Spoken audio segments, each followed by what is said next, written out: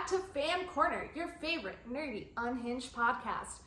Joining us today is me, the face of Fan Corner, Rachel. Woo! Joy normally woos. Woo! And Brian. You may recognize the name Brian. We've discussed him a few times on the podcast. He is the stupid boyfriend that made me watch Dune. So. That's what I'm known for, is making you watch Dune. In the last episode. What about the boyfriend that carries you up and down the stairs?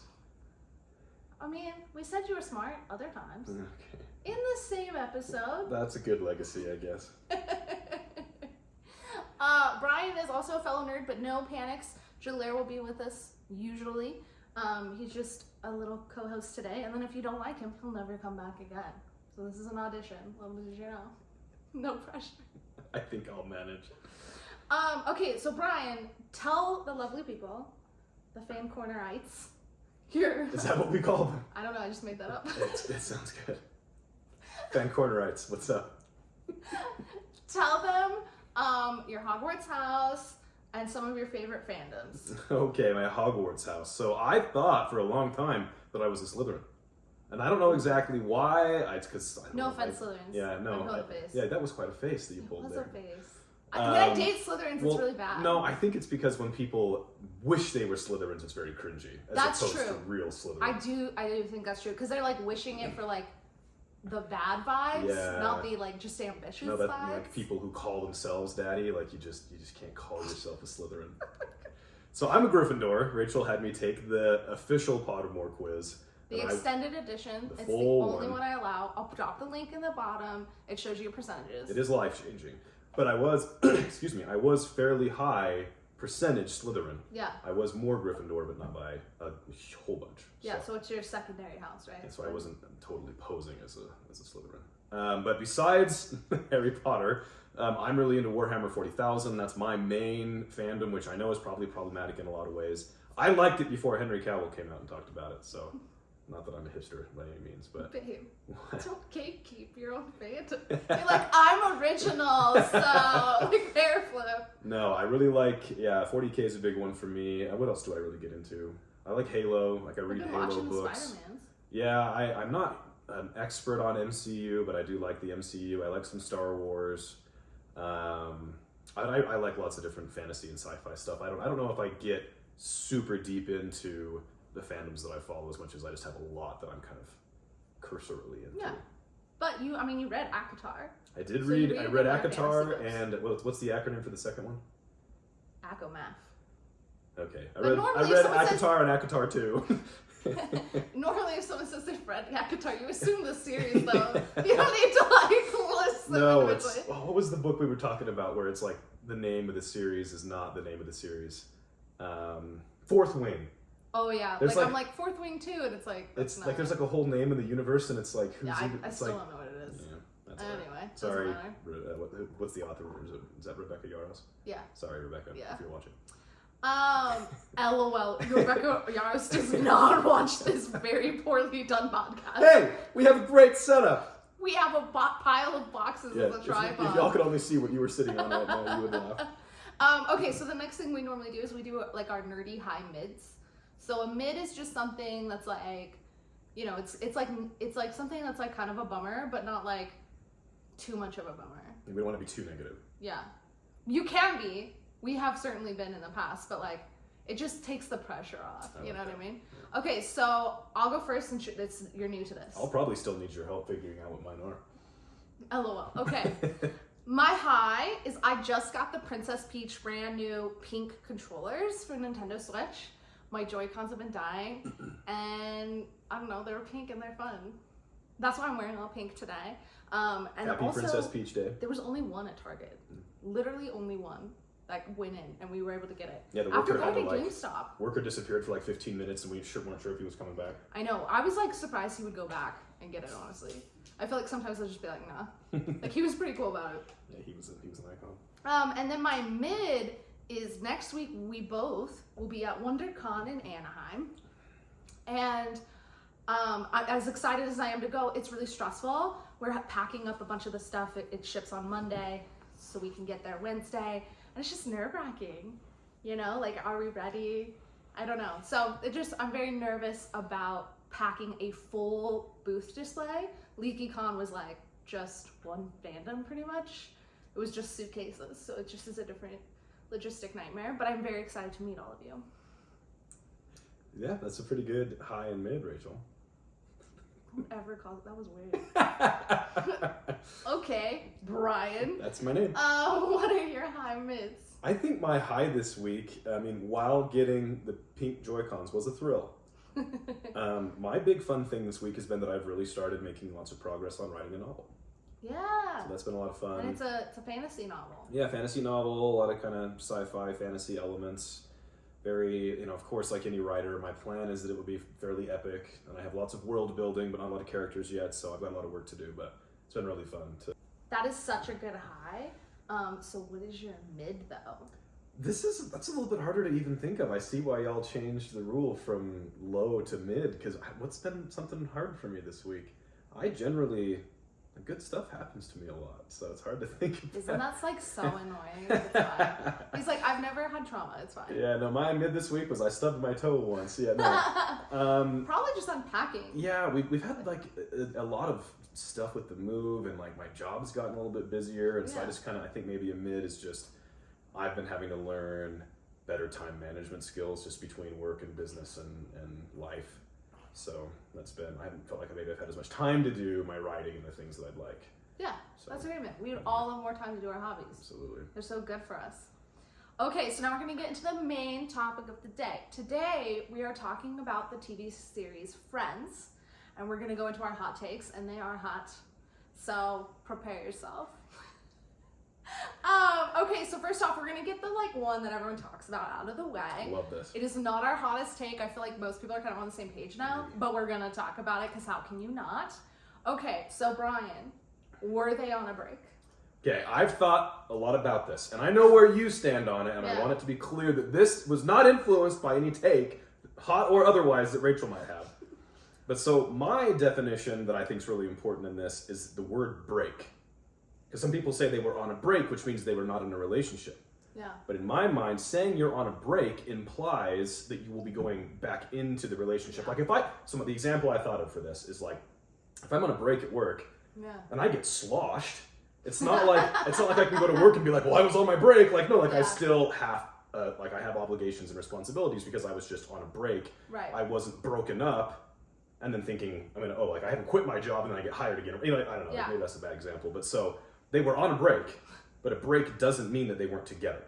I feel like break's an interesting term because I think a lot of times when people are breaking up, they use a lot of euphemisms. So sometimes, hey, I think we should take a break is like a euphemism for like you're trying to soften the blow for no, it's over. Like we're closing that back door. So I do think maybe that's where some of the confusion comes in. But I think it's okay. So it's almost not even about that for me. Okay. So are we on a break? Were they on a break? It's kind of not about that. I feel like, something I was thinking about recently, because I've long said whether they were on a break or not, he shouldn't have slept with someone that quickly. It's really disrespectful. Even if they had broken up. Yeah. I still don't think that would be a healthy thing for It's not appropriate. And it's all relatable that he was trying to hide it from her when then she comes back. It's relatable. However, I don't think it's about that because I come back to, and this is context Rachel, obviously didn't have, but I feel like the vibe is there. Rachel from the show, not you. Yes, Rachel from the show, Rachel Green. I think of that moment when he calls the house, he's getting drunk, he's upset, he calls the house and Mark picks up, who Rachel at this time literally just thinks is a friend. Obviously that ends up, he ends up making a move and she kicks him out. But Rachel truly thought of him as just a friend. Mark picks up the phone and Ross gets furious. And that's when he walks over to the girl that had been flirting with him. And that's when he hardcore kisses her. And so to me, you see the vindictiveness enter his eyes. He's like, I have an excuse now. Yeah. That's kind of what it felt like. It's revenge. It's it was done to be hurtful. And so therefore, yeah, it's hurtful. You know what I'm saying? So I think, honestly, that's what it comes down to for me because he had created this whole narrative in his head that she was, almost cheating from the second she started this job. And so I feel like he was, getting back at her for her having male attention. That she wasn't like doing anything to get. Like Mark was just being a coworker. And so I liked him. Like for a long time. I know, and then that episode he was like, he just... it was really bad. And then it was funny though, because then they made him nice again later. So you were just like, wait. Hey, anybody's nice compared whatever. to Ross though, so. Okay, yeah, that's your real hot take. Yeah, so now we've decided sorry. Ross was an ass for sleeping with a girl. Break or not. Also, okay, did he need to scream at Rachel that they were on a break all the time? Did he ever need to scream about anything ever? He screams about literally anything. Yeah, I think he screams at least once in every single episode of the show. Yeah, I think it was almost like his humor. You know, like how Chandler being there always like the bee thing or like how you doing. Like Ross's thing is that he screams. Except that he actually does it a lot. I don't know if the Chandler bee thing actually comes up that much. Actually, okay, that was one of my other hot takes. Like, oh, is it really? Yeah, oh, sorry. No, it's okay. It's okay. Steal your thunder. It's like so funny because I was literally thinking about that, like, and we talked about it while we were just rewatching the show. Some of the other characters start making jokes, like when they're like impersonating Chandler. They're like, "Can I be any funnier?" And I was like, I've never noticed him doing that. No, so full disclosure, my first watch through of Friends was just 6 months ago with Rachel. I'd never seen it before. I don't know why. I just never watched it. Yeah. And that joke came up, like the other friends started teasing Chandler for saying the bee thing, and I was like, "What the hell?" Like that, I had never heard him say that, and I even knew it was a joke, and I had never actually heard him say it. I don't feel like he enunciated it. Like, and I get like they're making fun of him. So like, anyway, it doesn't make any sense. As a bit, it's fine. I mean, it's funny that in the retrospect, but yeah, it wasn't a thing until they started making fun of it for being a thing. Yeah, so totally. It felt a little contrived to me. But you know, it's still less contrived than Ross's funny quirk being that he screams. Yeah, no, if you want my hot take on Friends, is that Ross is trash. He's beyond trash. Yeah. I warned you before we went in. Yeah, you had, and so I think that maybe like colored my gaze a little bit. But you reacted worse than I even expected. Well, I feel like there's a lot of these shows where I'll end up watching it and I'm like, man, I hate all the characters in the show. But Friends is not that way, and I quite like a lot of the Friends, except there was a couple of times where I felt like Ross was relatable to me, or that I felt like he did something cool that to me would warrant even being friends with that human. Yeah, like when he helps Rachel with her makeup. Yeah, there were some really cool things, and I think he's there for his friends a lot. But I think that Ross suffers from, it's kind of like, I mean, I know we're not talking about How I Met Your Mother, but I think there's a lot of parallels between him and Ted, where like, I mean, of course they are the main character for the show, but I think that they feel like they offer a lot more to their friends than the show shows them doing. It's interesting because I feel like they're the perfect examples, and it was probably the male show writer on Friends that probably thought this too, of like, he was clearly written and the writers in their mind were like, he's a nice guy. Yeah, in every sense of the term. Yeah, like we're supposed to like him, but it's like, he's the nice guy that thinks he's a nice guy, so he deserves good things. So women should fall from the sky and offer themselves to me. Like, I deserve Rachel Green because I've been in love with her forever, which actually is really creepy. That's not cool. I never loved that, but it's fine. I feel like if I was to walk up to someone and I was like, I've loved you since 9th grade, they would probably spray me with pepper spray and run away. Yeah, and I get why it's like maybe kind of sweet, but with Ross screaming the way he does, and I know that they make jokes about he's never scary, like multiple times. Oh, like the umami thing or unagi or whatever he says, or like he's like, when I'm Red Ross, and they're like, okay, Ross, calm down. Ross, I forgot. Yeah, like he's like, everyone doesn't take him seriously, so I think they're like trying to make jokes about it. But Ross is a really big guy. He is big. He's really tall. I always thought it was funny. I like to lift. I'm not an expert by any means. But Whatever. Ross has the best physique. Like I know a lot of we were supposed to kind of think that Joey does, and Joey's. I mean, he's not small, but Ross he's in shape. He's probably of the men in the show, he has the best physique. So you have this really large man he's scary. Screaming. That's a threat, period. And I feel like Ross kind of normalized that maybe, and I don't like that. I don't even scream when it's very clearly joking. Like I would never. I'm 6'1", I'm 200 pounds. Like I can't go around screaming at people. It would be very scary. You have to be aware of context because I think often like if you have someone small scream for humor, it could be funny. But if you're a big guy, you have to be aware of the threat that you pose to people. And Ross just doesn't have that awareness. Absolutely. Because he's trash. Okay, so speaking of Ross... sorry if y'all like Ross, I apologize, but actually no, I don't. I stand by it. But you can always come at us in the DMs. No one's ever taken me up on this. We would love it if you would. Like, let's go. We'll read your comments out loud. We can discuss it. Maybe I'm missing something. But speaking of Ross, obviously we had the Rachel and Ross, but there was another main character for Ross, and a lot of the fandom feels this type of way about her. How do you feel about Emily, our London girly? So I really liked Emily. So I lived in London for 2 years, and so I feel like every show they end up in London at some point. Like I think it just happened in, what else we were watching something? Oh, we were watching Spider-Man, and of course they're in London. Like everybody always goes to London, which I think is really funny. It's like a trope. But Emily she was too good for Ross, to be fair. But like considering everything that she was willing to put up with, and how he treated her, I'm really glad that they did that together. Yeah. Because, again, she was way too good for him. Obviously their relationship's rushed, just categorically.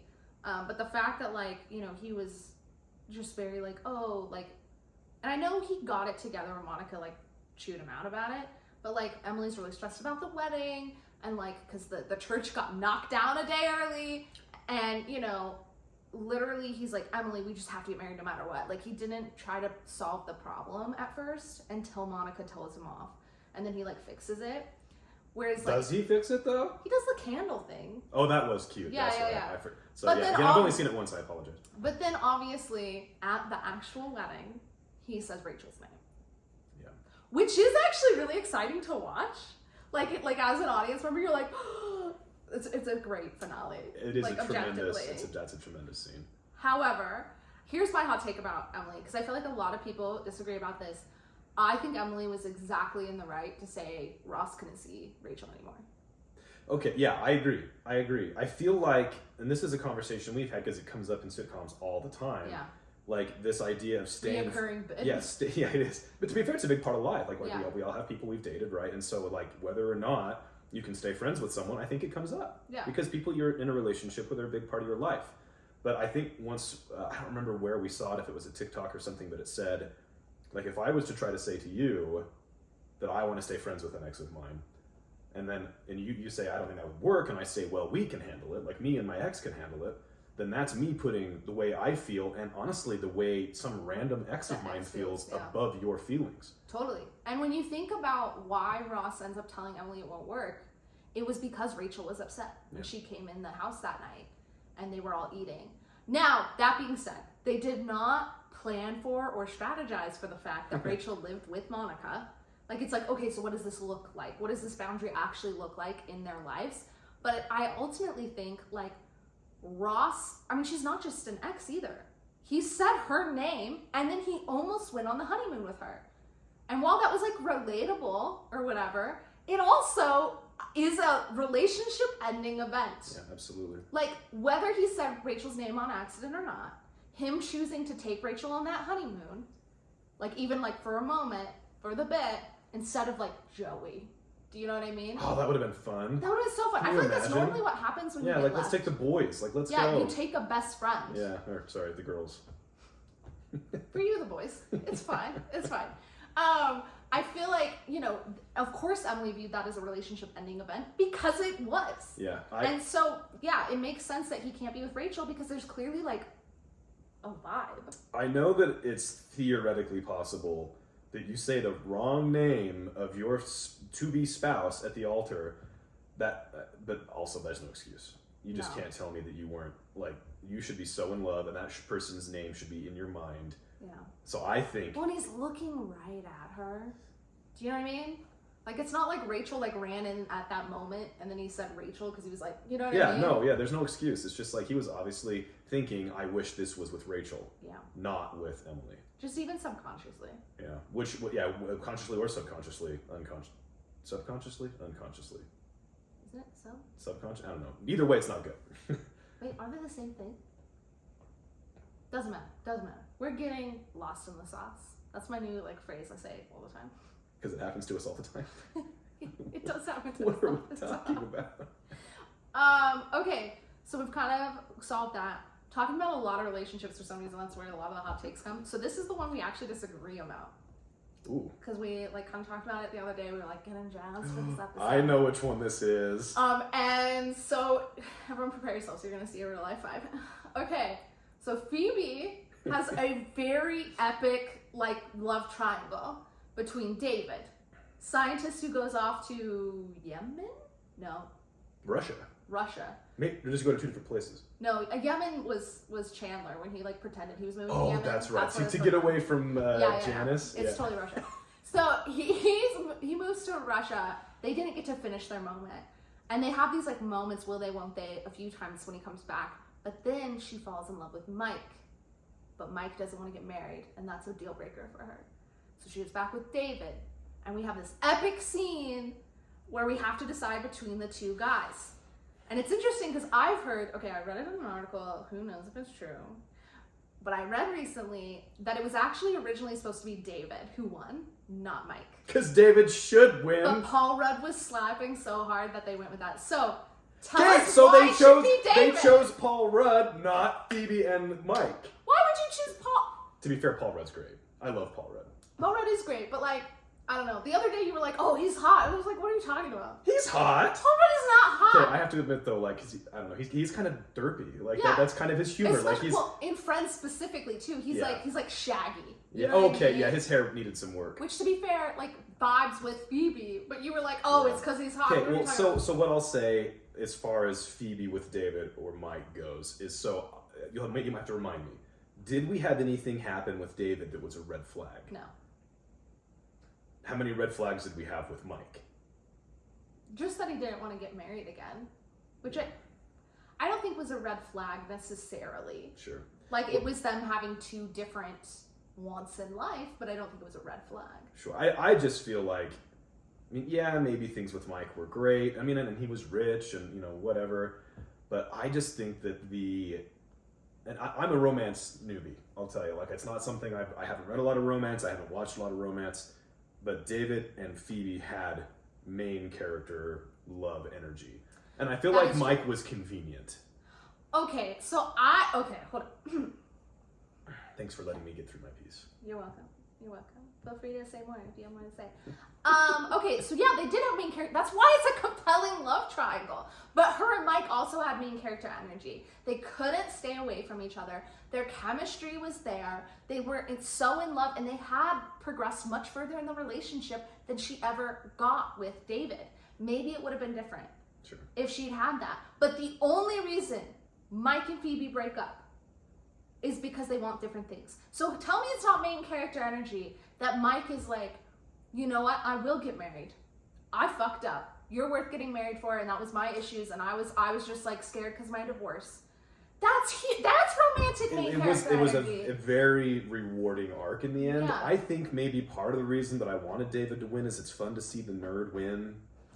Because objectively, I mean, although I know Mike's David and was everything, so sweet about David it. was sweet. He was cute. It's heartbreaking. I mean, he was actually, and he didn't think he was a good guy. He was a good guy. Yeah, that's true. He was a good guy. I really liked David. Remember when he like struggled to kiss Phoebe for a while? Don't remind me. Okay, but here's the thing for me. Okay, because David had great moments. But what it comes down to for me is I don't think David would have handled Phoebe's eccentricities. Whatever. I didn't see anything. I could see it in your face. How am I supposed to say that? Babe, don't make me be all pedantic on the podcast. Fine. Eccentricities. The base word is eccentric. We have this problem where I pronounce words very weirdly for no reason. No, there's a reason. It's because you read so much. Yeah.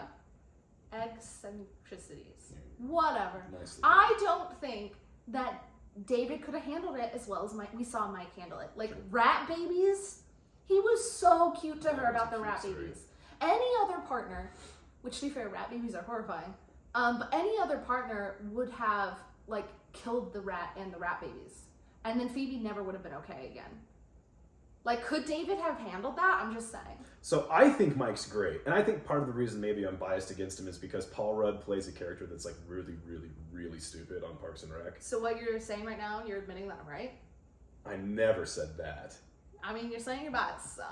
Well, I mean, of course you're right. The show went with Mike. I'm just saying it should have been David. Not that Mike wasn't great. It was. I mean, it's literally like 51-49. Yeah. They're both really, really good. And Phoebe, I mean, she's the real hero of Friends. And so it's really nice that she did get such a fun love triangle and it's like so much development for her. Her wedding was so cute, too. Oh, yeah. And I know that... It was really beautifully done. Of course, Ross and Rachel are the main romance of the show. But to me, I do think that Phoebe is like another, like that was a very compelling reason to watch the show.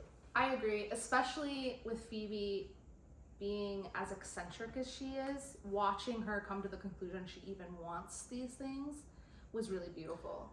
Like, there was a lot of growth even in Phoebe. Absolutely. I know that everybody kind of identifies maybe primarily with one of the friends, but I think we all see ourselves in all the friends. And I think that's, I mean, they were kind of maybe written that way on purpose, but so it is really fun to see Phoebe, who is kind of a little bit further out there in terms of personality in such a fun way, but to see her be able to get somebody who matches her energy and who gets her, makes me feel like there's somebody out there for me. Hold the F up. What do you mean? I'm talking about you. Okay, it made it sound like you need to go out and find this woman. Like, what was that? It's okay with that. Yeah, it That's did. right. Yeah. Okay. Sorry. No, babe, you are my mic. I don't know if I want to be your mic. Okay, well, how about you be my Phoebe? Okay. I mean, to be fair, like, Phoebe's like PTSD, but like bright, bubbly energy. Like, I do think sometimes, and maybe that's why I like the rat baby scene so much, sometimes I have Phoebe energy, where I can be really emotional about things that other people are. And I think you handle that very well, like Mike. You know what I mean? And it's fun for me. Yeah. But the other big romance of the series that is still better than Rachel and Ross, because literally anything's better, is Chandler and Monica. The reason I watched the show. So compelling. So good. So the first few episodes of Friends I watched were on like live TV in a hotel in Chicago when we were in town for and not like from the beginning. No, and so it was like it was all over the place. Yeah, it was like totally best all of over. Rachel Green's moments, so it was just random. But one of the episodes, I don't remember which one it was, but maybe it was when Monica proposes. Is that? I think that's maybe one of the ones we watched, and I like didn't know what was going on, but I was just crying. I don't know these people, and so then when it happens, it's like grainy quality. Yeah, I was not excited to watch Friends because of how terrible it was on this like crappy TV in a hotel room. We start watching it on like streaming, and it's gorgeous. And I'm like, whoa, this is gonna be great. But that I do think that just even seeing that one moment was like, okay, I'll watch 10 seasons of the show.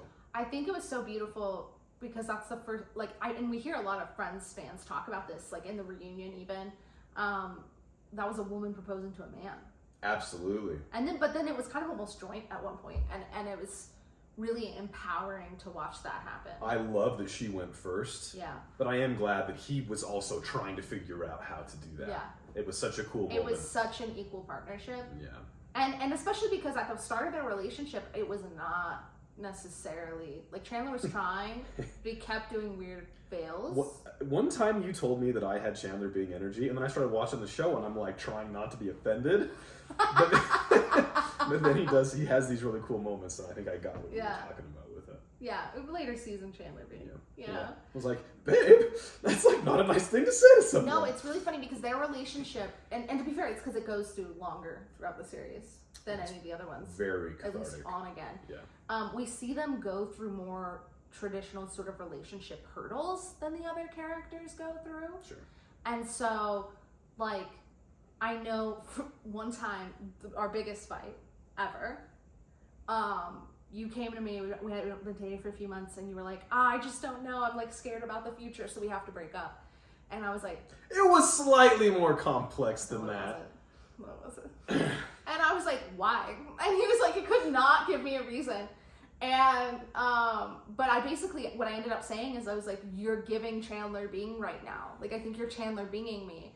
And when we rewatched the series, or watched it for the first time for you, you were like, oh, because there's that scene where he thinks him and Monica have to break up. Because like they had like their first fight. Yeah, they had their first fight, and he didn't know what to do. He was like, I don't have a playbook for this, so I guess we're over now. And I felt like that's kind of what happened with us, and so it was really funny watching you watch that. At that point in my relationship, I do think that was tied with the longest I'd ever dated a girl. Yeah. Seriously. See? Chandler being energy. Could I be any cuter? Perfect use of the B. Are we gonna do our favorite like funny moments from Friends? Let's do it. Oh, are we doing that today? Yeah, we are. Because that reminded me, so one of my favorite scenes, because Monica and Chandler trying to hide their relationship created a lot of really funny moments. Oh, yeah. And I think it's... Just like for multiple episodes, too. Yeah. Oh, yeah. It was so funny. So I think in some ways one of my favorite scenes in the entire show is when I think Rachel comes in and Monica and Chandler are kissing, and it's they just come home from London. Oh. And so he's like, that's how they say goodbye in So Europe. And so everybody? he like kisses her, and then I think, is it Ross or Joey's in there? And they're like... So he like makes his way through. I think it's just Monica, Rachel, and Phoebe, and then and they're like, Joey's we need to like, talk about yeah. this. You can't be kissing us all the time. It was really funny. I think that was one of my favorite scenes. Just I like when she is like hiding in the bathtub. She like holds her breath and like goes down. And then there. he's like ordering chicken or something. Yeah, Joey walks in and he's like, it's like clearly a romantic setup. This, like, and Chandler's bath with, like champagne. he's like, it's been a hard day. They had to improv so much for those. Babe, we're gonna have to watch the show again. It's really funny. It is really funny. I think for me, one of my favorite moments of the show is there's an episode where Emma, Rachel's daughter, keeps stealing Hugsy, and Joey's his bedtime penguin pad, and Joey's very upset by this. And like he tries to like swap out like Hugsy for a new Hugsy, and like Rachel's like, no, she wants the original, and he's like, of course she does, it's better. It's like so funny and relatable, because the way I would also not give my stuffy to a child. F that. Yeah, no, I would 100%. I'll buy a child any stuffy it wants. It's not gonna take mine. No. Babe, I chose the wrong high for the week. Your dinosaurs! You know what my high is? Oh, yeah. Oh, I got the world's cutest dinosaur stuffies, and I had to like chase all across the valley to find them. We were literally, what's funniest about this is we were like in the Easter section. Yeah, like, why were at there a Kroger's, two dinosaur stuffies? There was like a bunch of bunnies and carrots, and then there's these two dinosaurs, and you lost your mind. Yeah, there was a Triceratops and is it a Stegosaurus, I think is the other one? I don't know their names. And they're kind of, you said they look like blobs, but I know what dinosaurs they are because I'm a dinosaur person. Okay, no, I know what those dinosaurs are supposed to look like, and yours looks like a blob. It's a cute blob. I've never seen you light up for Oh, yeah. I loved dinosaurs as a kid. You took them into the office, too. I did take them into the office, and it was quite a hit. Yeah. It's pretty funny. It's a really great, you like show up with your Taylor Swift bracelets on your wrist that you're not wearing today, though. Ooh, sorry. Podcast fail. Hey, when I'm not going to leave the house because I'm with you all day, I don't need a bracelet to remind me of you because I've got you here. I feel like that was a really good little, like, chill. Was that cute? You were, like, trying to, like, do it a line. You know what I mean? Did it work? Yeah, it was pretty cute. All right.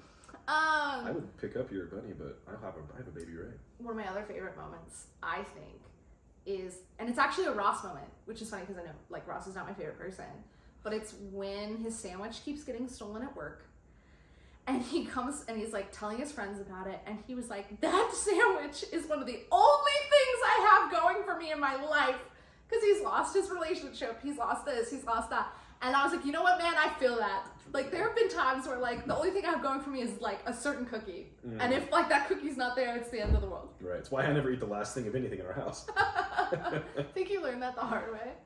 Yeah. I don't think we should even talk about the Reese's animals or whatever it was that we almost broke up over because I wouldn't bring you some or something. Remember that? Yeah, you were being a hoe about it. Mm-hmm. It's fine. I've made up for it. I paid a good price.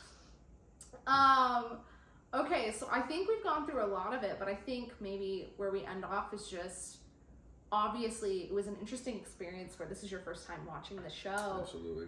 While we were watching it, we were in maybe season 2, and Matthew Perry died. It was fairly early on in our watch through. Yeah. And that was really hard. Yeah. I know that was hard for a lot of people in the fandom. Matthew Perry meant a lot to a lot of people. A lot of the work he did outside of Friends in terms of like addiction recovery and things like that meant a lot to people. And it was weird. Like I don't normally get kind of shaken by celebrity deaths. Like it's like, oh yeah, that's sad. Like obviously, but like they don't normally mean a lot to me. But I think like the Friends characters, there's so many episodes. Well, they're our friends. Yeah, they really are your friends. And so because you hang out with them so much. And so it was really weird for me when we got that news alert because I was like, what do you mean? Like we just watched him. Like it was kind of a surreal moment. I was just getting to know him. I don't know. Yeah. I don't remember if I wept when I heard. Yeah. But I think the next time I watched an episode, they put like a little. Oh yeah, they put it at after, the. and yeah, I think it just HBO. got me. That was hard. But I'm really glad that he brought together so many people, though. Absolutely. I think it's really beautiful. And then, you know, we did finish off this whole experience, but this was your first time, with watching the Friends reunion that aired during the pandemic. Which was just so fun. It was amazing. It was really fun to watch that. For me, I didn't have to wait 20 years for it. Like, Yeah. you know, I got to see it at the end of the run, and so it just transported me through time in such a cool way to see what the impact was. Because I don't watch a lot of sitcoms, but every sitcom I've watched, you can trace directly back to Friends. Yeah. Every sitcom is just in one way or another derivative of Friends in some way. Oh, yeah. Well, and they'll even, like, kind of purposely do bits about it. Oh, yeah, You know like what How I mean? Met Your Mother, I think, was very clearly supposed to be like a spiritual successor Oh, yeah. to Friends, and so there's, I mean, I think about half the plots in How I Met Your Mother, not that they're directly lifted from episodes of Friends, Well, but there they were even kind characters of are. that kind of were. Like Yeah. the Krav Maga girl, It's so funny. where, Yeah, like, he breaks a lot up of on those, her birthday. a lot of those side characters, Yeah. definitely, it's like... Or they the were- naked guy, yeah, the naked remember- man. Yeah. I feel like that was in both. To be fair, they're funny. Like, they can stand on either. So funny. But I think for me, what's funny is, so I don't think Ross and Rachel, this is my last hot take, I don't think Ross and Rachel, this will shock no one since we don't like Ross, but should have ended up together. And it's not even just because I think he's a Rachel-holic. I think it's because, well, for me, it's because when he asks her to not go to Paris, it's to not go to Paris. It's not, let me come with you, I love you, let me come with you, like, this is a huge career opportunity. It's like, no, don't go. So once again, he's standing in the way of her career, and I think it just shows that, like, he's never wanted what is best for Rachel. He's wanted her just, like, in his certain, like, perceived, like, role in his head. And I feel like a lot of their breakups can come down to that, actually. Yeah, I agree with that. I think Yeah. it's often choose me, not... It's not even choose me, not us. Yeah. It's just, yeah, it's always just, it is very much him being very selfish in what he wants and the constraints he's placing on the hoops that he needs her to Yeah, jump he through. has, like, rigid ideas in his mind of, like, the role she should play, I feel like. Yeah. Because he doesn't like when she's, like, busy at work. It's giving patriarchy. Totally. And then, like, you know, when they do have their child, Emma, he's really upset that she said yes when Joey proposed to her, or she thought Joey proposed to Oh, her. can we talk about how cool Joey was at that time? Yeah. That was so cool. I love Joey. I think Joey's my favorite friend. Joey's so sweet. Him, I still, to this day, like, I put books in the freezer when they're too scary. You know, that's funny. Him trying to learn French, while so, like, hyperbolized, was so funny. Like, that was like a sound on TikTok for a while, and I was so glad because it's so funny. It's honestly, like, I think that's kind of what we all sound like trying to learn language too. Do you know what I mean? Me on Duolingo. Yeah, no, seriously. It's like, well, did that sound like anything like what? No, it did not. But what's funny about not wanting Rachel and Ross together in the show is during the reunion, I actually am team Jennifer Aniston and David Schwimmer.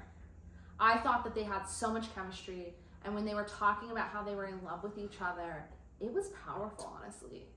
They were looking at each other a type of way. Yeah. And I know there's nostalgia and there's history, and they got, you know, a lot He's of that show set their lives up in a particular way, but, like, they loved each other. And them saying, like, you know, it was just like the timing was never right. Excuses. Just like their characters. Ooh, I never thought about it that way. And it's hard because, you know, they're always one or the other was in a relationship. But the way they were talking about it, I was like, clearly you shouldn't have been in other relationships because clearly you were in love with each other.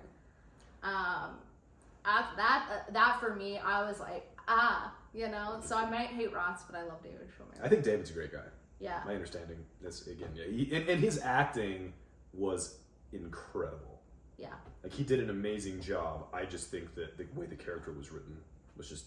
And maybe his direction, like, we don't know. Sure, something about it. Yeah.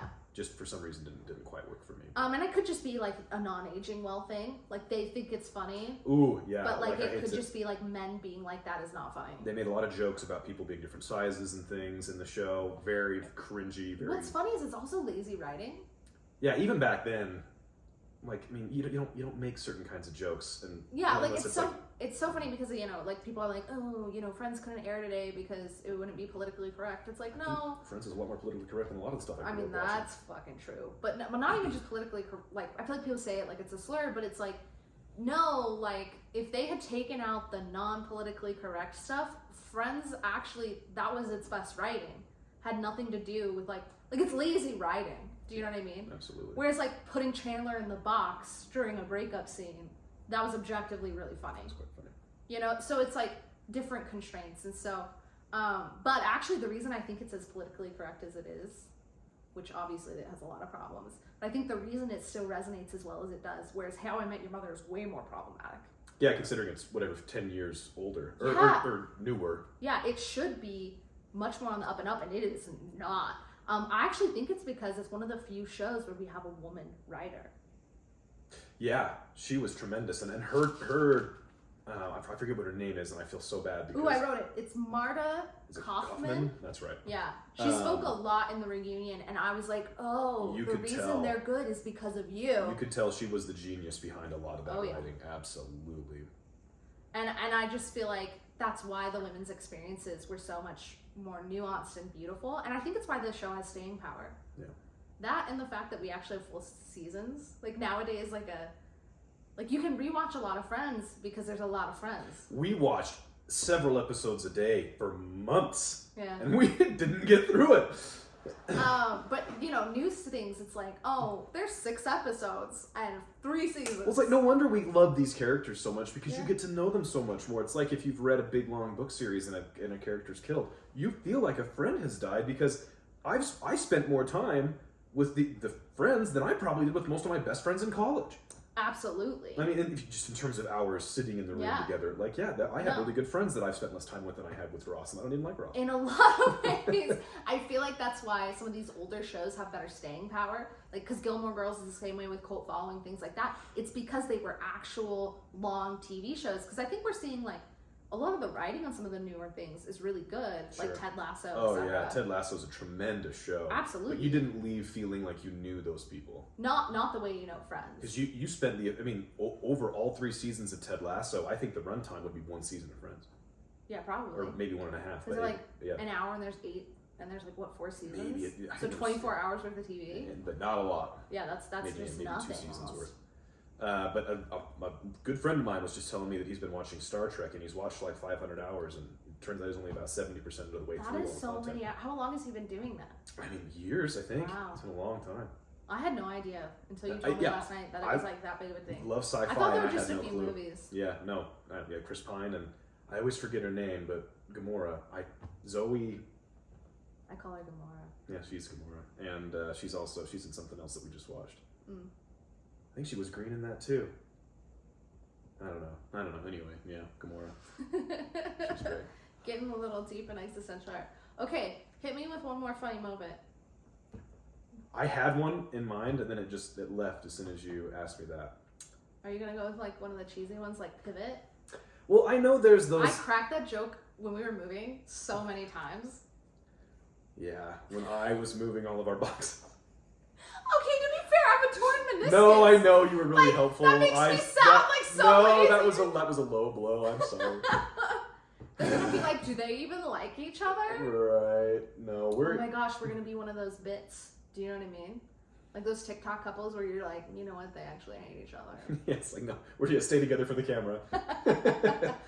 For the whole 6 people. Yeah, our avid fans. Shoot, babe, I cannot think. I keep on thinking of How I Met Your Mother bits. Oh, that's funny. Like I was just thinking of the How I Met Your Mother where it shows how they react on different alcohols when they get drunk. You're such a weird. And I think that's so funny. Tell me another one. The Holiday Armadillo is a classic. That is a classic. I think for me the funniest part about it, because like he comes in and you know Santa's like, "What are you doing here, strange dinosaur?" Like, and then when Superman comes in, Joey dressed up as Superman, he's like what? Like, isn't the Easter Bunny's the only one that's missing or whatever they said? It's so funny. That is so funny, and that's so relatable too. He had this great plan to be there for his son, and it just did not pan out in any way, shape, or form. I think another episode that we happened to watch on that initial weekend in Chicago was when they played like Jeopardy or whatever it is, and the girls lose the apartment. Yes. And I think that moment when Rachel's trying to say what Chandler's Chandler job does at work, and she's like a transponster, and Monica just howls. That's not even a word, and it's like you feel it in your soul, and then Ross is like, and the boys win, and no. To be and fair, they never left the apartment. To be fair, yeah, it's amazing. Yeah. But that whole competition was very unfair. It was very problematic. It's so funny because that episode where they actually lose it, like the game show, is so funny. Which, speaking of, I still to this day could not tell you. It's so funny because like it's like one of the most classic trivia questions because of that moment. I can't tell you Chandler's job. Do we know what it is? I feel like they say it at one point. No, he's a transponder. He's a data, like he analyzes data or computing or something. Yeah, he did data before it was cool. Yeah, I mean at the end he's a marketer, so that's what I would say now. Yeah, he's an advertiser. Advertising, which was a cool arc, but sure. Anyway, but no, okay. So the episode right after though, where they have to move, I remember watching that because I watched it for the first time as a senior in high school. I was just crying. Like, what do you mean they have to move? You were attached to that apartment. It was really hard. No, to be fair, that's like their home. The apartment, it's one of the friends. Like, that environment, there's so much happens there. I mean, you literally built a Lego set of it because it meant so much. I did build a Lego set of it. Okay, but that is iconic when they ride in on Pat the dog. Oh my gosh. I love Pat the dog. It's so funny. Yeah, Pat's like, really Monica's funny. Like, what is that dog doing here? Like, when Chandler moves in. I imagine that if we really just sat down and thought about every recurring joke and every character arc, we could spend hours and hours just talking about That's something so beautiful about Friends, and I think why some, like How I Met Your Mother, is just not as funny, is because Friends builds on its jokes really beautifully. Like a bit from the first season eventually is coming back. It like really these carries through. personality traits. I think they did a really good job of the end of the show kind of revisiting all of these different little bits. And so another show that did that very well, of which I don't think you've seen, is Brooklyn Nine-Nine. Yeah. Brooklyn Nine-Nine has, in my opinion, one of the greatest finales in all of television. Oh, okay. Because they do like Friends, where they revisit all these jokes. They just do it all in one episode. It's like yeah. It's amazing. All right, that's another where I wept like a child. Yeah, okay, so it's funny, you're like, I'm not that into my fandoms, but like, I they cry all the time! Like, it's a lie. You're like pretending to be the cool kid, but like really you're Well, like, I think just because of how into Warhammer I get, I feel like I don't get as into my other stuff because I'm like reading on the wiki. I mean, I'm a big nerd. So I also think you're like comparing yourself to how I do my fandoms. Nobody does fandoms like you do. Yeah, which is just categorically unfair to yourself because I go very hard. Yeah, you're in the pros and I'm in Pee Wee League. Yeah, it's really funny. He goes, Brian will show me songs that he really likes at the time, and I'll be like, "What is it about?" And he's like, "I don't know. I just like the song." Whereas I show you a Taylor Swift song, and I'm like, and you're like, "She was sitting at this bus stop when she wrote this lyric." I don't even this could be a metaphor for X, Y, or Z. I don't think Taylor even knows that. She wrote the song. Taylor knows everything. Taylor's a genius. I'm gonna need you to recognize She's a mastermind. That should be nice. That should be, honestly, that should be my high for the next month. Is that Taylor Swift has it's coming out soon. No, is it Tortured Poets? Yes, it is. Okay, I was gonna say Tortured Men, but that's the Tortured Poets department. Yeah, I think that's what it is. We're terrible fans. Yeah, we'll fail. Anyway, it's fine. Okay. Well, last things last. Thank you so much for joining us. We're gonna go over some Fan Corner updates. First of all, you can find us both at WonderCon next week. You can find us at C2E2 as well. Yeah. But WonderCon's That was supposed to be a whole announcement, and I just fumbled the bag. It's supposed to be so cool. I just got in. I fought for my life to get into that con, honestly. So I just got in. So that'll be in Chicago next month. And then we're trying to get into 2 other cons. So we'll hear back. I felt like I was applying to an Ivy League college, honestly. It was pretty intense. But they asked for your ACT, didn't they? No. But they asked for a lot of things. How many followers do you have? What kind of products do you have? And I have a lot of different product types. So they're pick one thing, and I was like, that's gonna be a problem. You know, it was really funny actually. They're all cute. I had to get a reference. That's weird. Yeah, yeah. And I'm so grateful that I had a friend that could give me that reference. But I was like, this is where it's at. So if I get in, I'm gonna be insufferable. That's all I'm gonna talk about. But then also, our fave bedtime penguin pal is going to be coming to the shop soon, and I'm really excited about it. And then our duckies, our sticker sheet, and our 2 water bottle stickers have come out as well. So those will be listed after WonderCon. But if you're at WonderCon, you can pick them up there. Meet them in person. Yeah, come say hi. Or quack, quack. I don't know. I heard once that duck quacks don't echo. What do you mean they don't echo? Yeah, I don't know if it's true. I just heard it once, so I'd have to look it up. Well, it's probably because they're on lakes. Like, what is it going to echo off of? This is like, I don't know though. I don't want you to Google anything about ducks because the one time you Googled their mouth. Okay, yeah, public service announcement. Never Google, like, I'm going to cover up Ray's ears. Never Google, like, duck tongue or mouth. Ugh. Because we were, so Hey, why the hell were you Googling No, because we were coloring the stickers. And so you needed to know if it was okay for it to be pink inside. Oh, yeah. And it's pink, but don't ever Google that.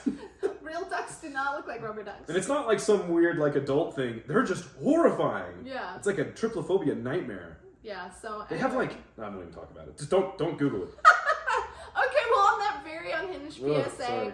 thank you so much for joining us today, and we hope you have a very magical day. Peace. Perfect. Okay, Ray, we've got to get up.